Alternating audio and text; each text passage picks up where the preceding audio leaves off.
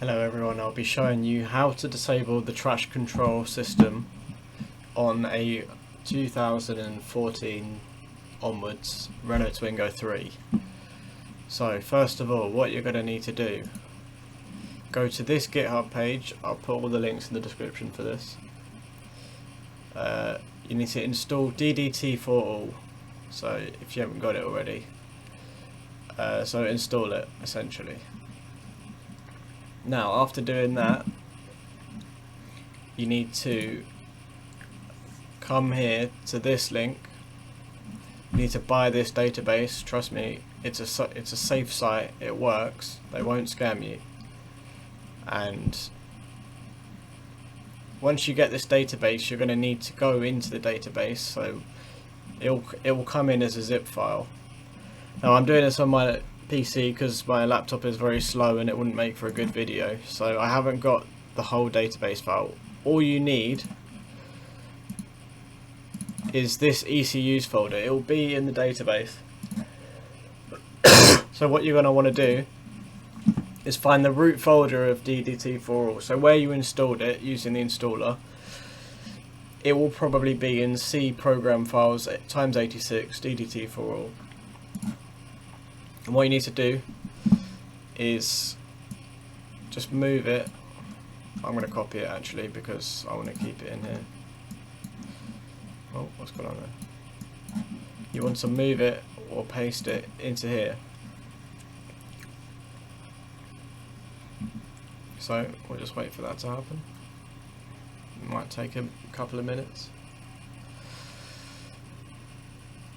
While it's doing that, I'll show you what you need. So you need to get yourself from eBay one of these cables. It's an ELM327, and it must, for this to work, have this chip. It's called a PIC18F25K80.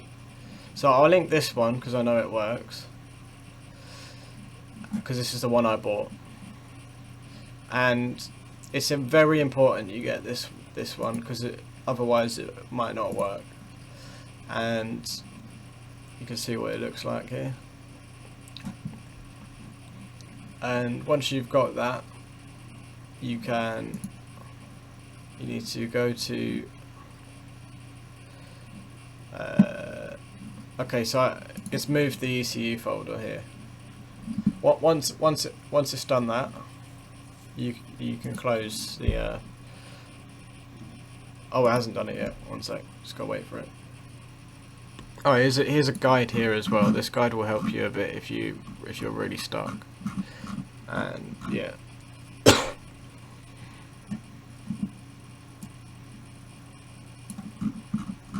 This is the guide for a smart car, and smarts and Renaults are very similar. I'm pretty certain the Smart 4.4 is the same chassis as the Renault Twingo 3, so they're very similar cars. They have basically all the same onboard computers, so I know this will work.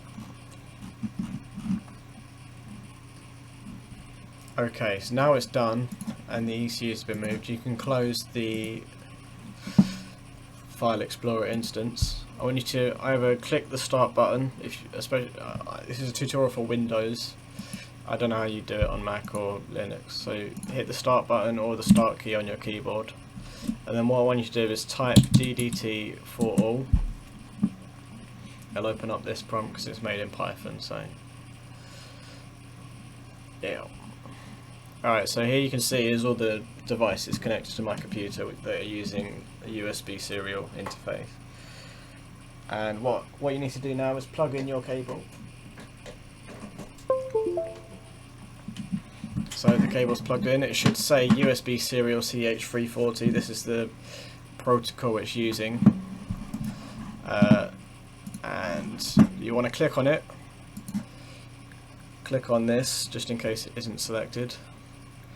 Now you need to tick, I'm aware that I can harm my car if badly used, and this isn't an empty threat. This can happen. If you mess about with sensors and stuff, it will mess up your car, and honestly you don't want that hassle because you're going to have to go get the manufacturer of your car to reprogram it, and that's going to cost a heck of a lot of money. So hit connected mode.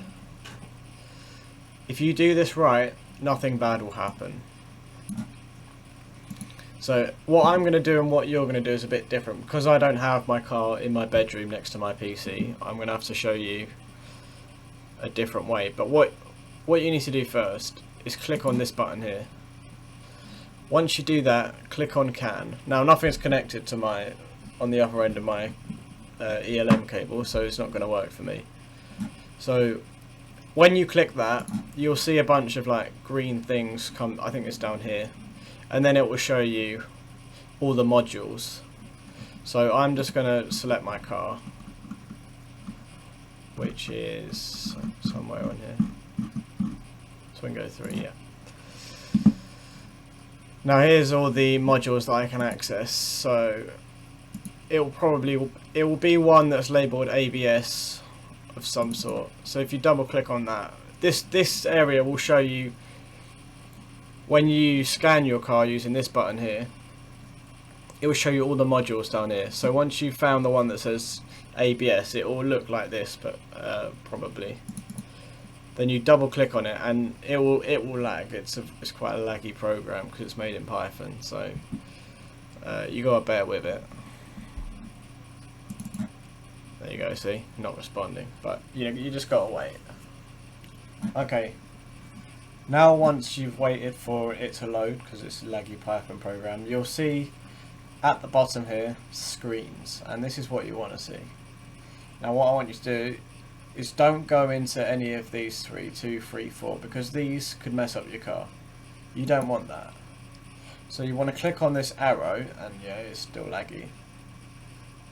And you want to click ECU configuration.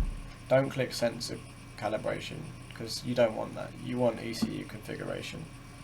So once you hover over it, double click on it, and then you have to wait again because it's laggy.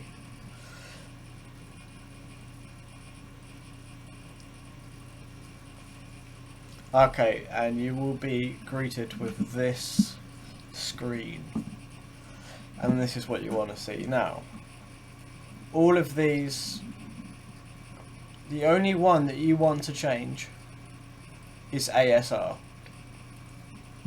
Leave all of these alone, because you don't want to mess with these. Because if you mess with these, it might mess with the brakes of your car, and you won't be able to stop properly, and that is not what you want. Now, because I'm not plugged into my car, it says no data. On your car, it will all of these will say activated by diag, which means activated by diagnostics, and that's the default. Now for ASR, you want to click on this down arrow, and you want to click deactivated by diag. Once you've done that, make sure you have clicked this Einstein button called expert mode, enable writing. You can't write without clicking on this button. So it's just lagging. This is a very laggy program. I don't know how they made it this bad.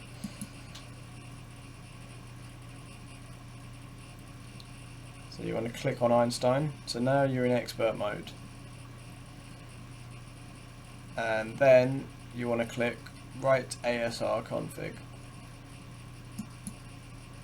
And once you've done that, it will say on here deactivated by diag once it's loaded, because everything takes long in this program. And that should do it. If it says deactivated by diag here, oh, it will do stuff down here. So don't worry about that. That's just it writing it all to CAN, and that's just updating your setting that you've just changed. And it will say here deactivated by diag, and now you have no traction control, so be careful. Have some fun, do some skids, enjoy your car to its maximum potential. It will most likely come up on the dash with the spanner symbol, but you're just going to have to ignore that. If you have to go in for an MOT or whatever country's legal servicing thing you have to do, you want to enable this again so that the light comes off, otherwise they might fail you. So one thing I forgot to mention is your car needs to be on auxiliary power, not with the engine on, but you turn the key like 2 clicks so that all the gauge lights are on and whatever, and that will work. Yeah, look, you can see here. It's not going to do anything because I'm not connected to anything, but it should work for you. I hope you enjoyed this video and I hope you learned something about your car. There is other OBD2 things you can do, but I'm not going to go into any, because the more you do with this, the more chance you're going to cock it up. And if you cock it up, like I said, it's going to cost you money, and that's really not what you want. If you just go in there solely to do the ASR, you will be fine, trust me. But I have no liabilities for any damage you do, so anyway, do it at your own risk. There's not that much risk if you do it just as I say, but yeah, there still is a risk if you start messing about with other things. So yeah, see ya.